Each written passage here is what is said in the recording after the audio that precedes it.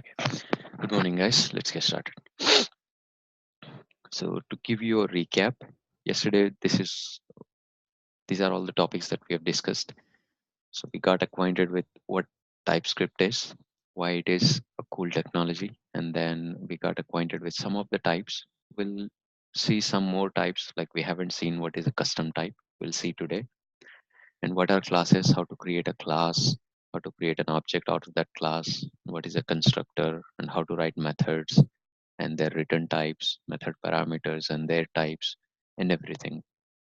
Then we got to know interfaces. Even though interfaces are not available in JavaScript, it's a good practice to use interfaces. It's not obligatory that you should have interfaces in your application, but it's always a good feature to have. And then we have seen some of the methods, how to create methods and return type. And then properties are nothing but global variables, but again there is some other flavor of properties. We'll talk about them today. And then we got acquainted with modules, because everything that you put it inside this file is going to be private. If you want to expose it, you need to convert it into a module, and in order to export or make something public, you will use export keyword. And even we got to know that this is called ES6 module pattern. So there are patterns in JavaScript modules. One is CommonJS. When we were talking about Node.js, that's when we have learned. But as an Angular developer, you don't need to worry about this CommonJS module pattern. And this is ES6 module pattern. Export, and then you will use import keyword to import it. And then we haven't completed decorators. Today we'll try to see that. Before jumping into topics, like let's try to enhance this practice or process, because every time I modify the file, I'm coming here and executing tsc to compile the code. That's kind of again a manual job and a routine thing, and not it's not a productive task. It's wasting you a lot of time. So what I want to do is before even going further, let's go step by step.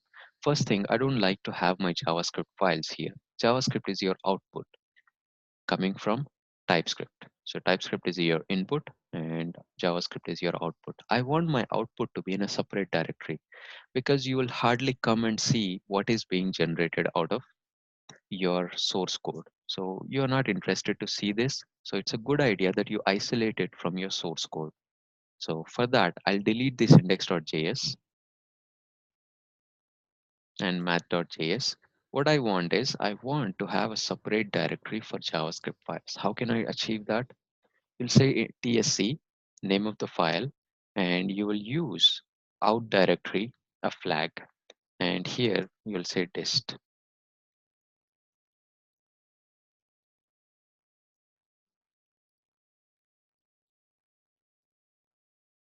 See, a dist is created and you have your index.js uh, generated for you. This is good because it's not interfering with my work. I don't want to see JavaScript files, so I have moved them to a separate directory. So which flag did I use? Out directory. And the same way, if I want to convert the math.ts, I would say something like this: math.ts, and this will also be generated inside dist. I have two files and I'm doing it twice. If you notice here, so if I have 100 files, do I need to run this TSC with this flag 100 times? Doesn't make much sense. Again, probably you will spend your whole time doing this. So what's the way out for that? Usually your source code would be under directory source. That's where I would like to put my source code. So move your src under here. So what I want is under this src folder, whatever TS files are there, I want them to be converted automatically. That's my goal. See, how can I achieve that? Because if you have 100 files, it doesn't make much sense to run tsc command 100 times. So in that case, you can use another flag here, src, and name of the folder. But again, using these flags is also a kind of uh, hectic job. I don't want to remember all the flags and all those things. It's a good idea that you create a configuration file by the name tsconfig.json. That's the default name. If you want, you can change it, but there is no need to change this one. tsconfig.json. This is like instruction that you're giving to the TypeScript compiler. For instance, this out directory flag, I can put it here. So this is a JSON file. So it starts with an object, and here you'll say compile on save. Do you want to save every time? Do you want to compile the code every time you save the code? I don't want to here. So that's why I'm saying false. And then I'll have some options like my output directory is going to be dist. My here I'm going to say convert all the files inside src directory. And if I want to exclude some of the files, I can do it. Exclude. Usually what you do is you exclude node modules. You don't want this TypeScript compiler to go and look for node modules. So you exclude it because usually the node modules is a huge folder. Probably you don't want to touch that one. So you'll have exclude and include, and this is your output directory. And with this one change, now you don't even need to specify name of the file. You just say tsc. This will go and read your tsconfig.json and understand where is your source code and what are the options that you have, and you will have these files generated. If you don't believe it, just delete the dist folder. Every time it would be recreated. So we're getting some warnings. Ignore them. We'll talk about them, but the main focus is this tsconfig.json. See, dist is generated. You have index.js and mat.js. If you have another file, even that one would be transpiled. Just run this tsc command.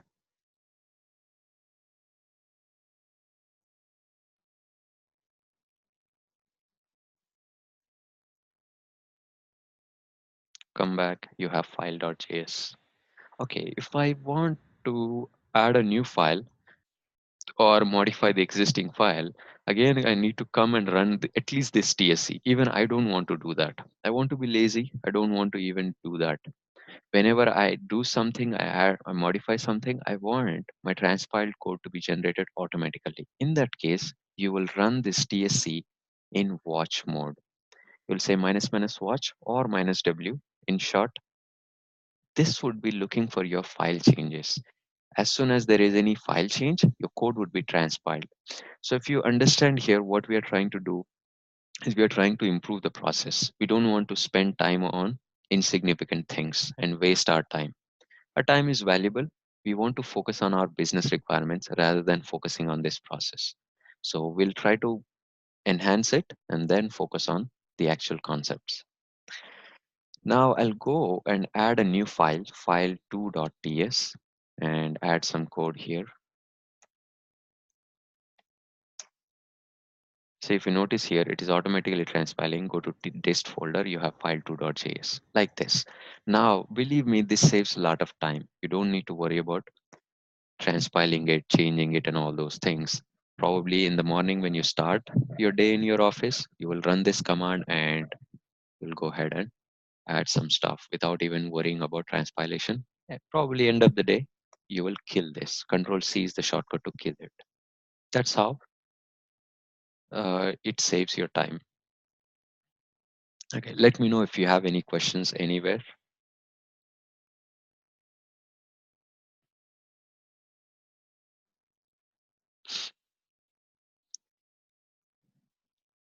Okay. So we'll see some of the compiler options. One option is you can be more specific about what is the target version. Target is nothing but your output JavaScript. So what is the version of the JavaScript that you want to generate out of this source code? You have this source code in which version you want the output to be. Like I want ES5. The reason is this will work pretty much on all the browsers if I say ES5. But if I say ES6, even that is also possible. but you'll lose a lot of audiences because not everyone would be using the new browsers. So probably your if a user is using old browser, your code may break. You may be using some advanced features or new features which are not yet available in the browser, and your application may not run or may have some issues. So good idea that you port it to ES5. So the target is the flag that is used for specifying which version of JavaScript you want. So we were discussing about the decorators. Decorator is nothing but a function where you specify it on top of a class or a method with the help of it. You prefix it character before calling that function. So this feature is not part of ES6. It's not yet a standard. So it is just a proposal. So come the warning that we are seeing because of that, you will say experimental decorators true because that's an experimental feature. TypeScript want you to have this flag set explicitly in tsconfig.json to make sure that you understand what that means. So what that means is this is an experiment feature. Maybe in future versions this may be removed, or maybe again it may get support. So it's like a the consent that you're giving, that you understand completely what that means. Anyway, we need those experimental decorator features in order to work with Angular. So if you notice here, now the warning is gone. The dist folder is obviously anyway, it would be regenerated. Okay, so this is the setup. Now we'll focus on decorators. One more time, I'll talk about them. So let's get rid of this. I'll create a class and assume that this class has a method, my method.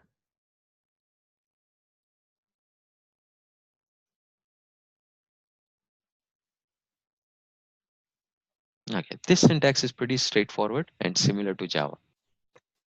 And you know how to create an object. You'll say new my class and you'll use dot operator to call methods on top of this class. So if you want to decorate this class, assume that this class is deprecated. So you want to create a decorator. Decorator is nothing but a function. You'll say deprecated, and that function would take one parameter target on which target you want to apply this decorator. And here I'm just going to give a message saying that, okay, this class is deprecated. Maybe removed from next version or something like that. And if I want to consume that, I just say it deprecated like this. Go ahead and run this file.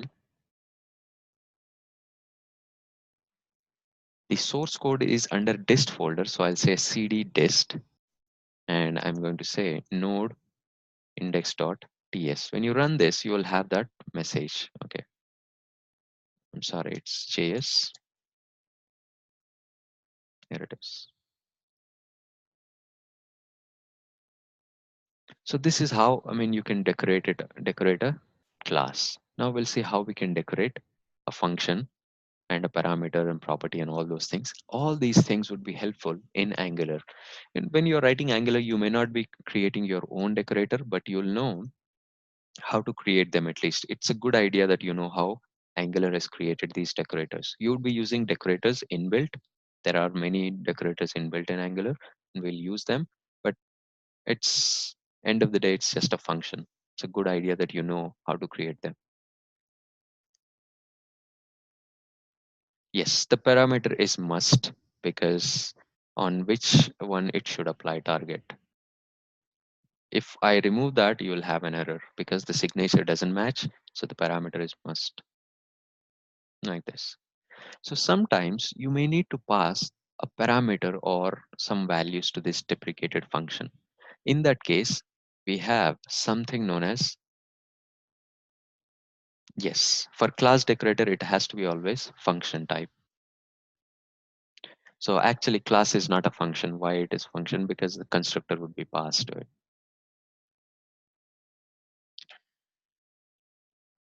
So if you want to pass some parameters, assume that you want to pass a property here.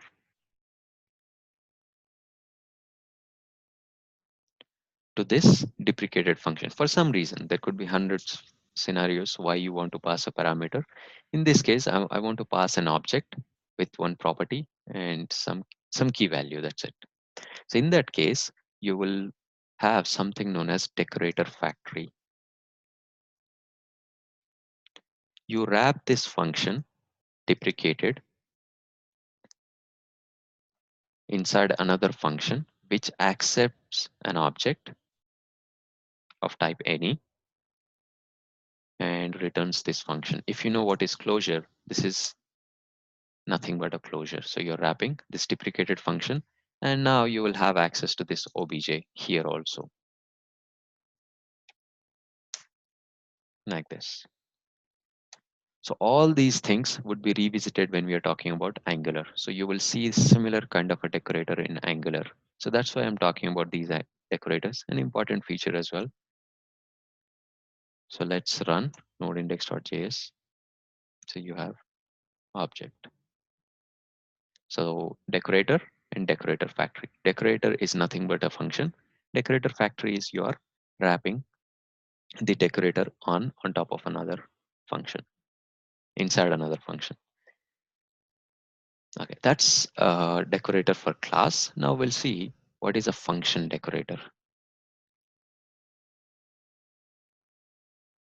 I'll create an obsolete function. Assume that this function is now deprecated and removed or something like obsolete. The user is not supposed to use it. So in that case, I'll say target. It is going to be of type object.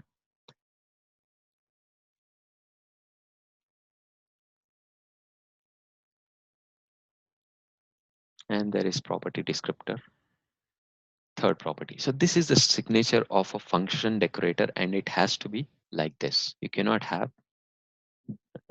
different number of arguments and different type of arguments. And here, because this function is explicit, I want to throw an error now. I'll say throw new error. This function, or if you want to be more specific, you will have the name of the property or nothing but a function.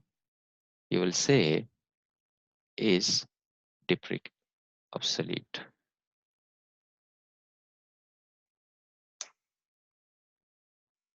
Now I want to have my method too.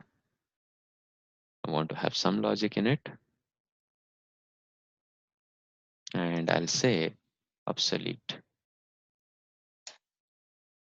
I'm decorating it with an obsolete decorator. It's not a decorator factory if you notice here. If you want to make it, yes, you can. But here, this is enough for me. I don't want it to have a factory. See, now you are having an error. See, you're getting a my method is obsolete. This means you cannot use this method. This is deprecated. That's it. So that's obsolete and deprecated. Deprecated produces a warning and obsolete produces a error. And this has nothing to do with the decorators, but this is, I'm showing you one scenario that you can use decorators for, like marking them something like obsolete. Now go ahead and let's create property decorator. So we have something like, I'm going to say my decorator.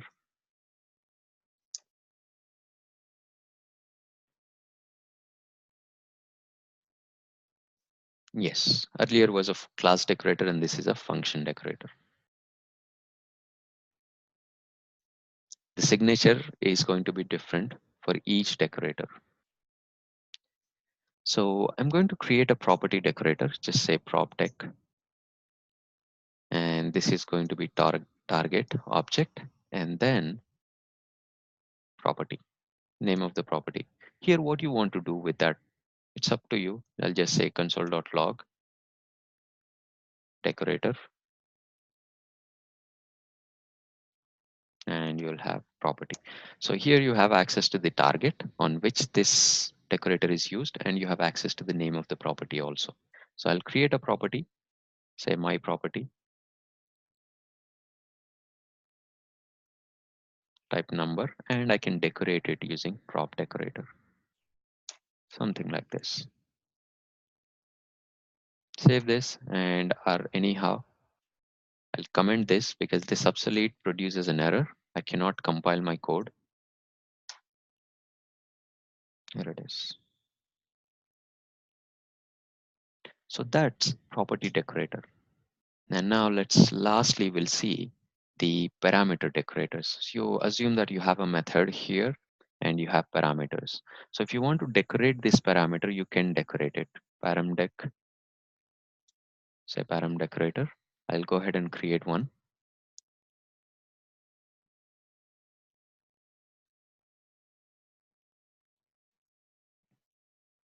And you'll have name of the property and then index at which location this property is there. Here I'm going to say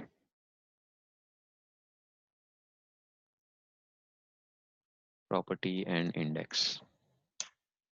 It gives index means like you may have more than one parameter. So at which location this parameter is located in the method signature. So I'm going to decorate. Okay, I've already decorated it with a param decorator.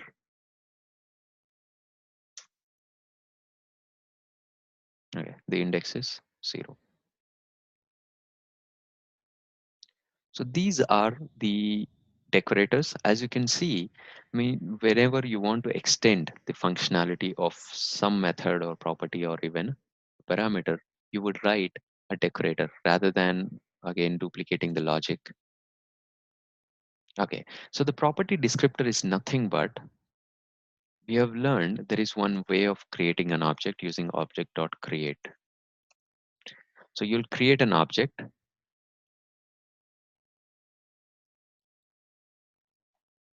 and the second parameter is nothing but an object, and each object will have its own object. It will have property, value, and configurable, writable, something like this. So this is nothing but your property descriptor.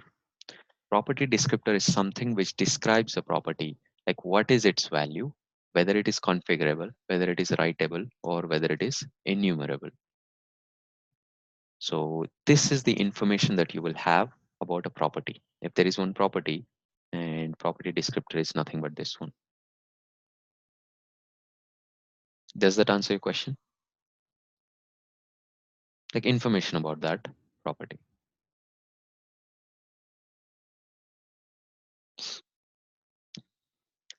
Yeah, let's go ahead and jump into another topic. As I was saying, like this is more like reusable logic. Wherever you want to extend the features of something, you would do this. The reason why we are not doing inheritance is because again, decorators are more robust. For instance, you can even extend a parameters functionality, a property, and even a method, and so on and so forth. While probably the inheritance is a bit of overkill. If you want to inherit it, you're inheriting the entire class.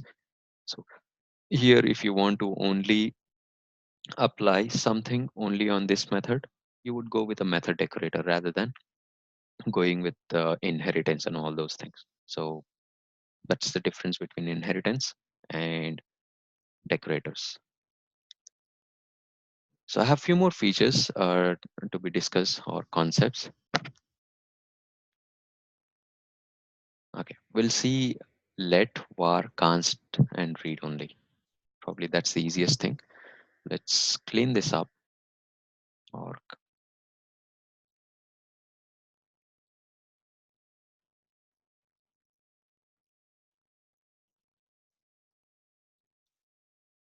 okay, so there are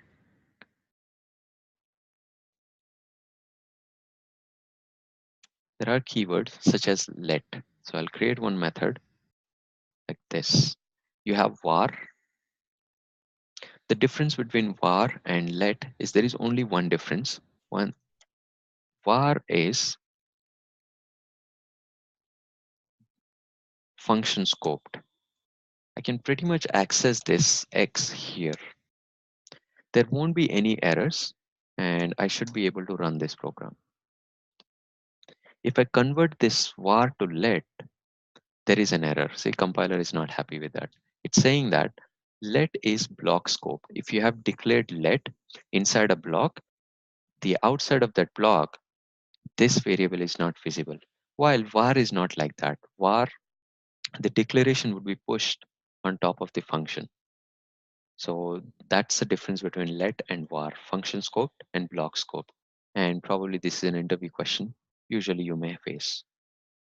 That's the only difference between var and let. So you might have understood let is always safer to use.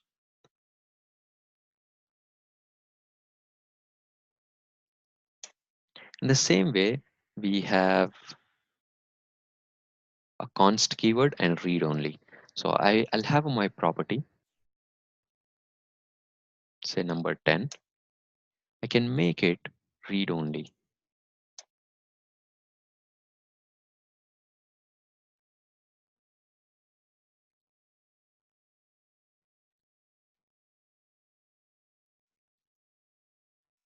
Probably read only is not available. That's okay. It's there. It's there. Okay. Read only property. And if I try to assign something like this, I'll have an error.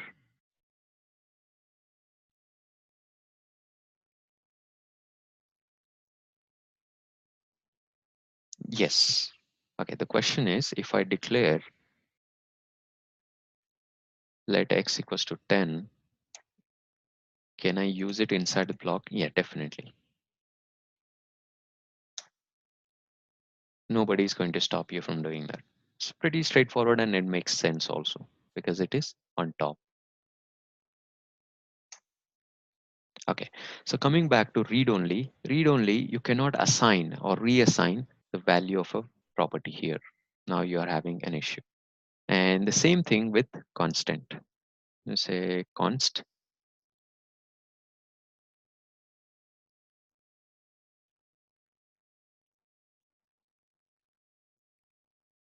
Okay, class member cannot have constant.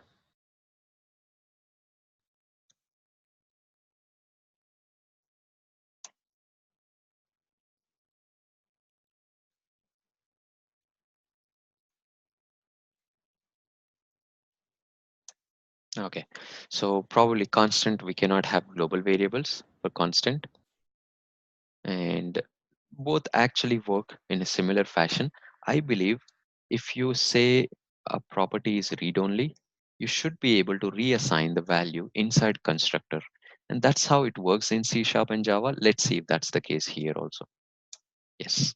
In constructor, you can reassign the value of a read only property, but nowhere else. See, here I'm reassigning it, but when I try to reassign here in this method, it's not available. So that's one important difference to note between const and read only. Constant, you cannot change it. That's it. Once you have initialized the value, you're done. You cannot rechange it. While read only is similar, but the only difference is you can modify the value inside constructor. At the time of creating an object, you can change it. That's read only and constant.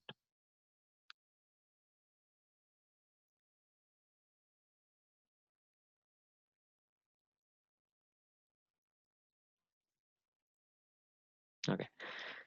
Let's go back and see setters and getters. So as I'm saying, this is a property. Now go ahead and create a age property, which is number. I won't assign any values. Now, if I want, I'll say underscore age, and I want to make it private. One more thing, it gives us a chance to learn about the access specifiers like private and public. So you may already know this. Private is you will not have access to this variable outside this class. I cannot access underscore age because that's private. If I remove it, it's by default public here, and I can still be able to access it.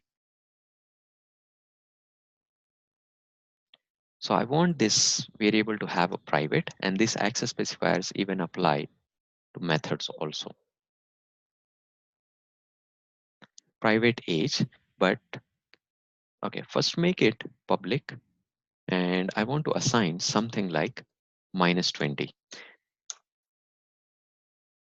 underscore age -20. This is perfectly valid. Even TypeScript is not going to save you from this, even though it doesn't make much sense in real world.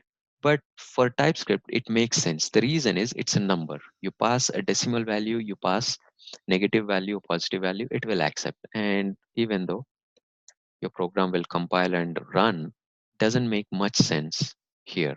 So what's the solution for that? In that case, you can have some kind of guards, and that is what your properties or setters or getters. So I would like to make this one private. I don't want to give anybody access to my variable. So I made that it private. And here I'm going to have a setter. I'll say set age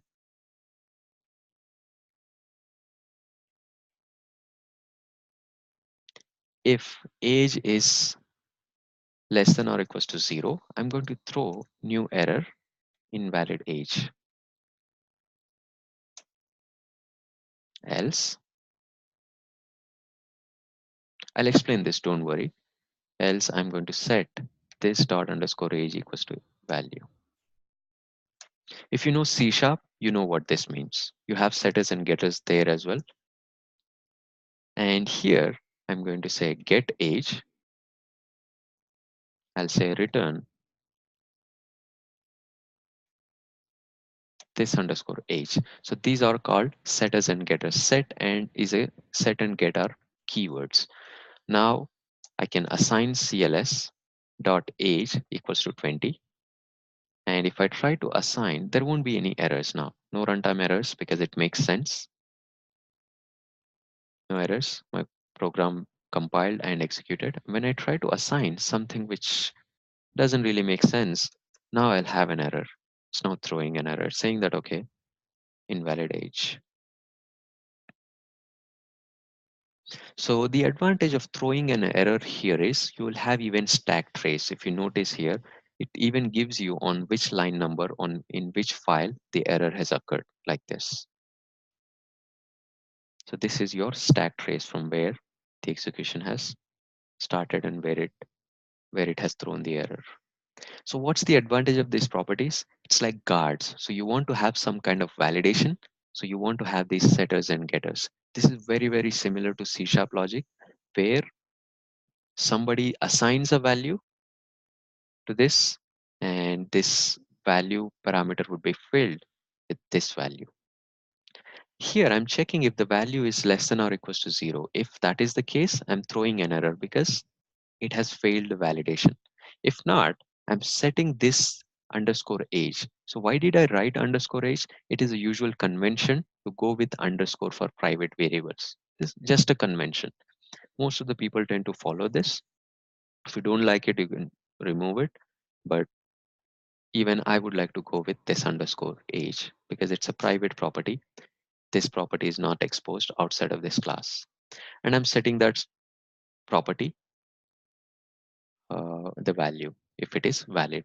And in the getter, whenever user try to access it, this getter would be called. So I'm going to say cls.age. It's like I'm trying to access that property and I'm returning this private variable value. That's it.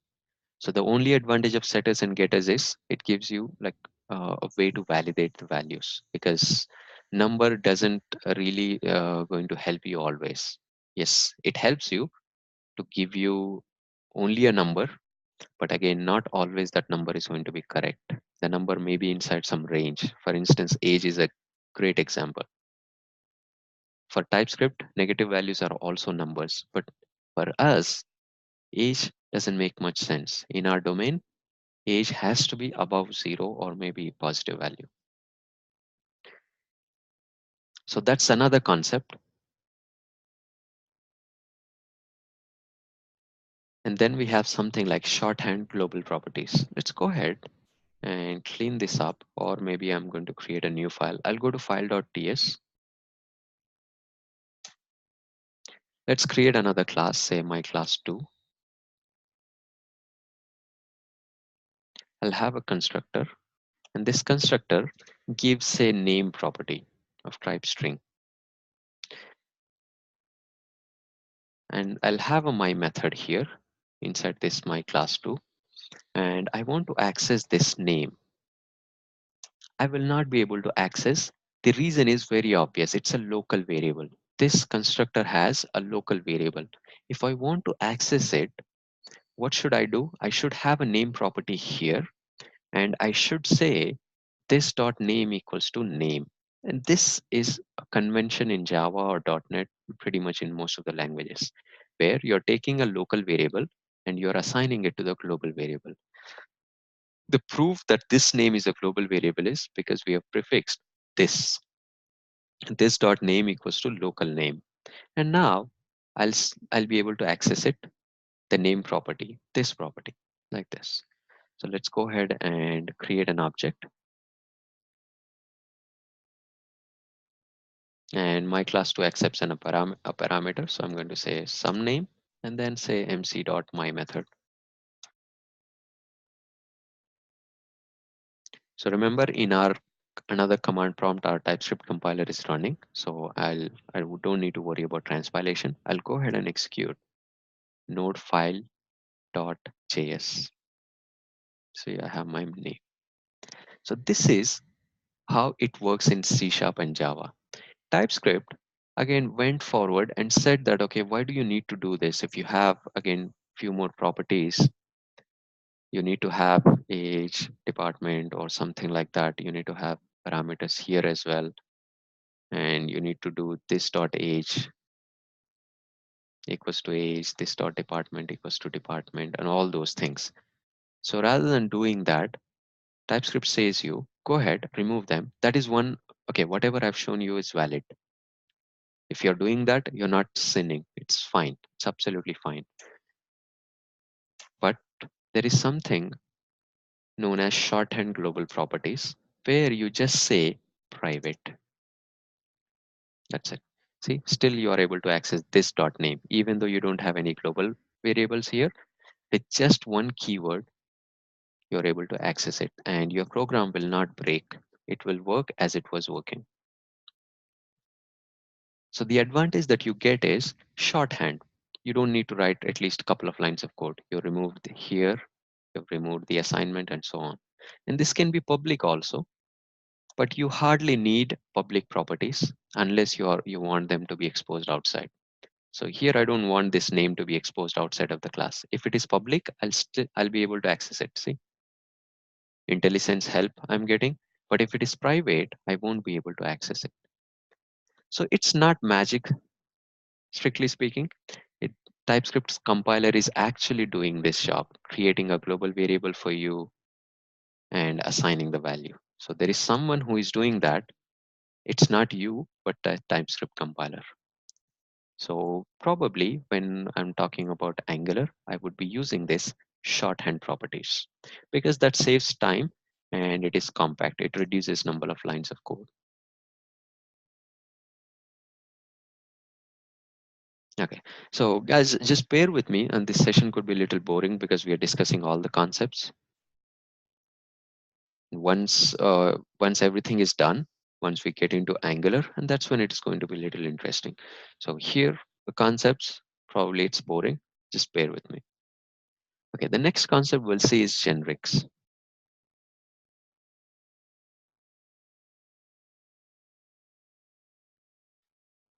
I'll create a function,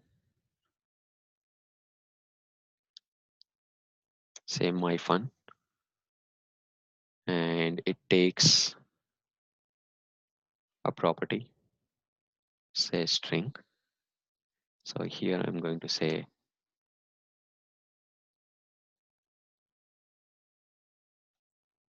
something like this. And this code would be transpiled. I'm going to execute this function by passing some parameter.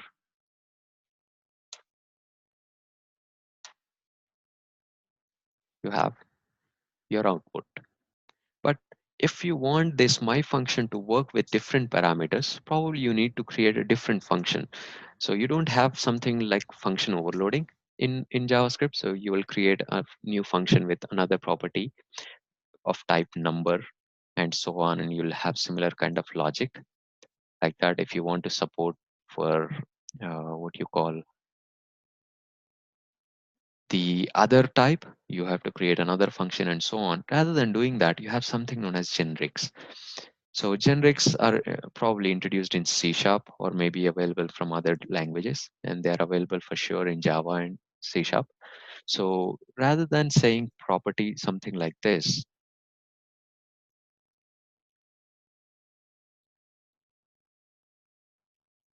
you will say T, it is of type T.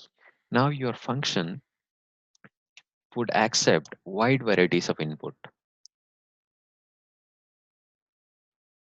something like this. So this is called a generic function.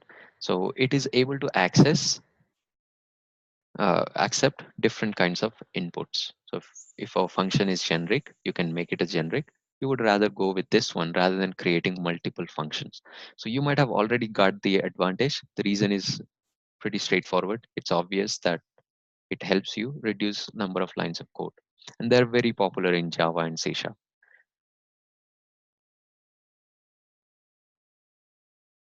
Okay, that's not true. Yeah, that's a good question. The question is, this is like we are not using TypeScript.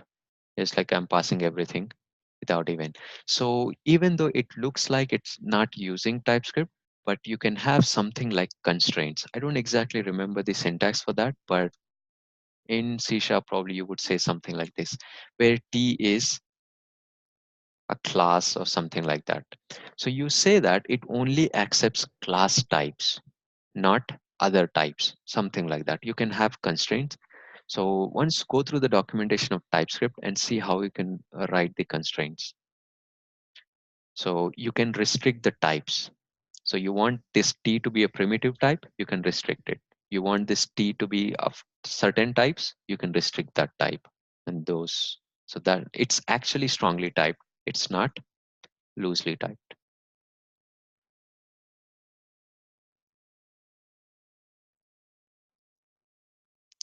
So the next one we'll say is enums.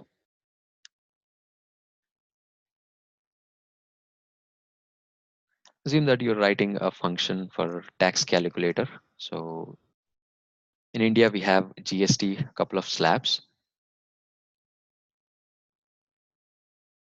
You'll accept type as number. If the type is a number, if type is 0, assume that this is tax slab 5%,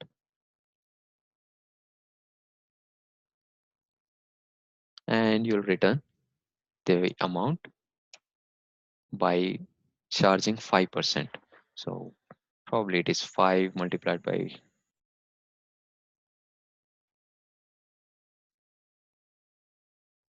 okay, if I'm not wrong, this is how you calculate the percentage, 5% on the amount, and you're returning the tax amount. So whatever the tax amount is applied. In the same way, you'll have type.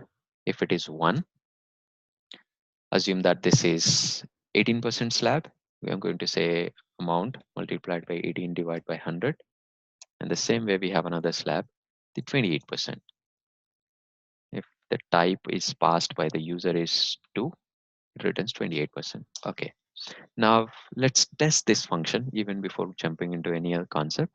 So I'll say tax calculator for, I'll say for 100 rupees.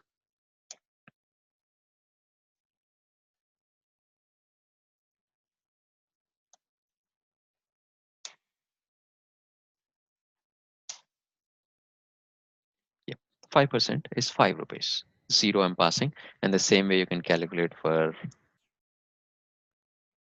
type 1, which is 18% tax slab. And we have 18 rupees getting. Now, if you closely analyze this, this function is working. As I'm a developer, I know this is 5% slab. Probably I'll write one comment, say 5% slab or something like that. But if a new developer is coming, assume that you don't have any comments, and he would go mad. What do you mean by type is 0? What do you mean by type 1?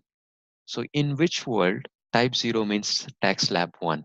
Okay, for me it makes sense, but it doesn't necessarily mean that it should make sense to all the developers. So this is probably the bad way of writing code, 0 and 1, and these are called magic numbers. And sometimes when you say slab 1, and that is called something magic string, and that is an anti-pattern.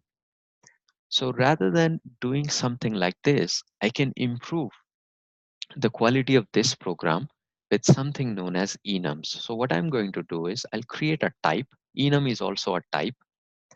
I'll say tag slab. Tag slab is name of the enum.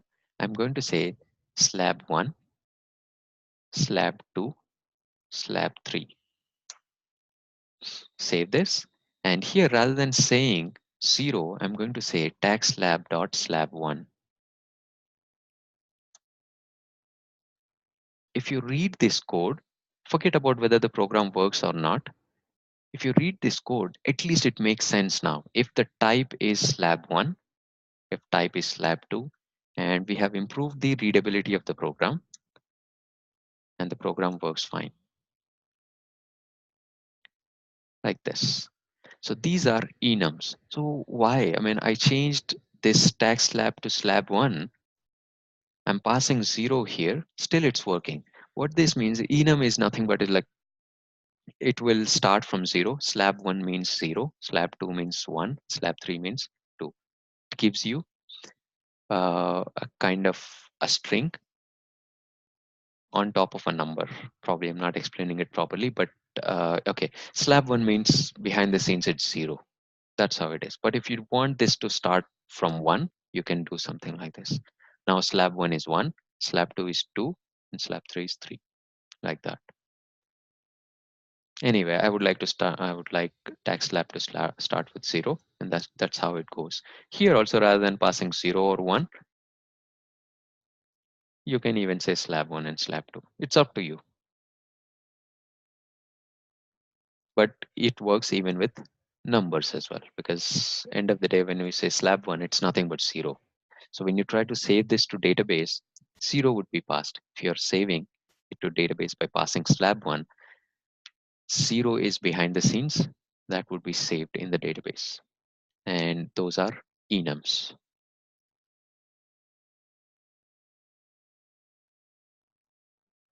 Yeah. One last thing we'll see is custom types. Let's go back probably to another file. We have a lot of content here. Go to file2.ts and see what are custom types. So far we have learned few types like string, number, boolean, array, and all those things. You can have your own custom type as well, because you want to save an address of a user. Assume that you're building a software for e-commerce site or something like that. So you'll have product inside your application. So there is no product type in TypeScript. So how can you get away from that? Product type is not provided by TypeScript. It's impossible to provide all the types for all the requirements because there are millions of domain, and TypeScript cannot provide that. So you can create your own type with the help of class. Class is nothing but a new type, a new concrete type that you're introducing. And this product will have something like properties, ID, brand name, model, price, whether it is in stock or not, like this. This is a type. Product is a type. When you create an object, this object type is called product type. It's a custom type. So like that, you can introduce as many types as you want. Okay, I'm not console logging.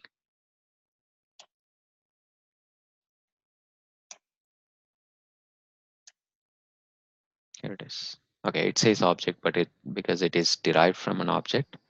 But anyway, that's okay. It's of type, actually product type.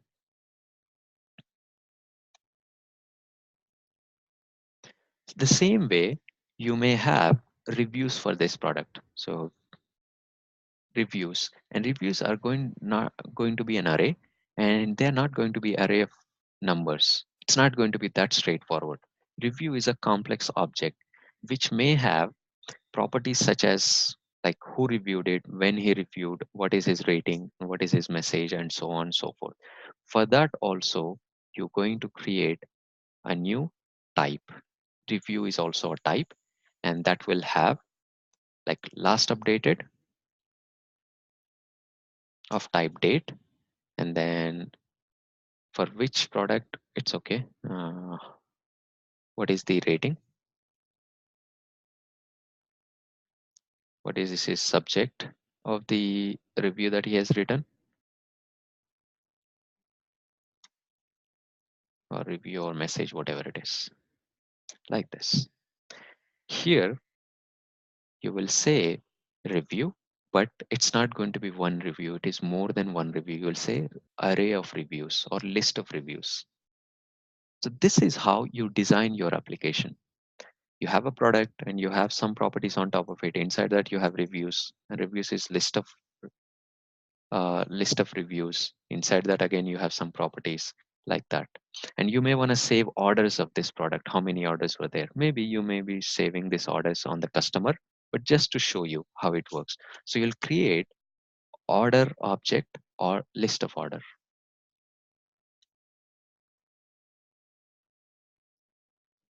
No, it's not going to be a new review because you're not creating an object of review. Rather, you're saying it's of type review. So it's not new review. New review doesn't make sense. When you create an object, that's when it should be new review.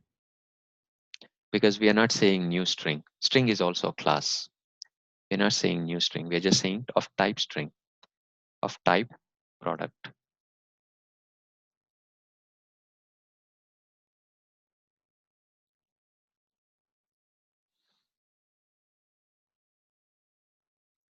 Okay. Any questions so far? We still have a few more minutes.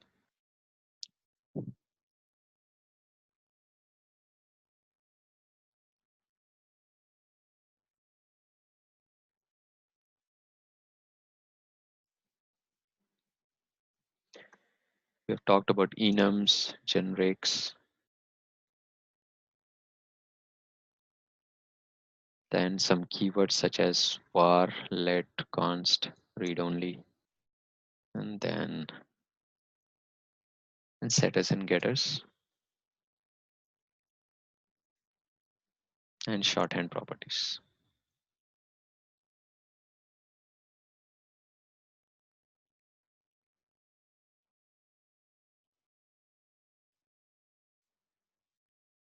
Okay, so the default export is you want to export something by default.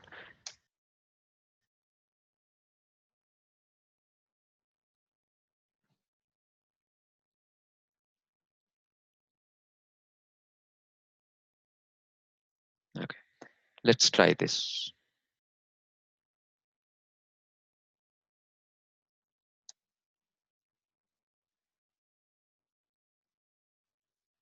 So we have export default class calculator. So let's go ahead and try to import it from somewhere here.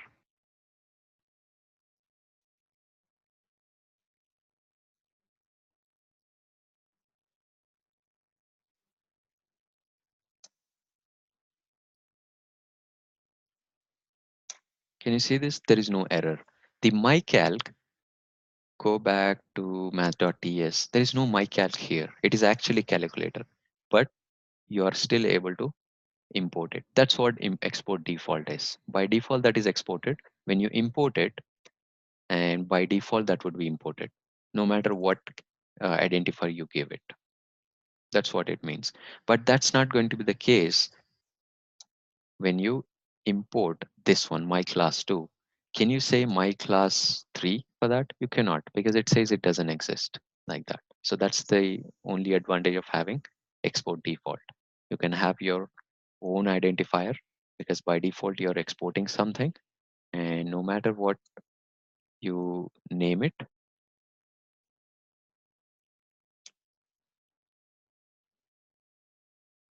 or say my calculator, that would be imported. Now you can say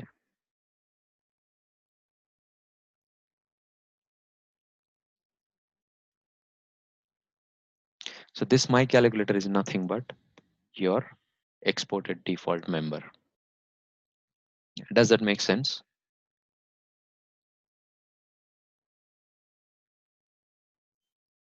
Okay.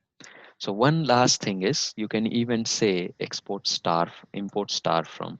So star as obj from math. So this means every member that you have exported would be available on obj dot like this, my class 2. The default member would be available as a default. I'm going to create an object, something like that.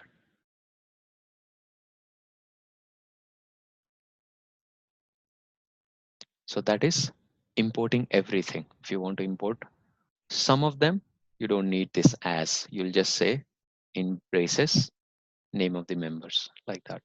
So that's import and export, and we will be seeing that quite often. We'll use them quite extensively. So pretty much whatever topics we have discussed so far, every topic we would be seeing in Angular.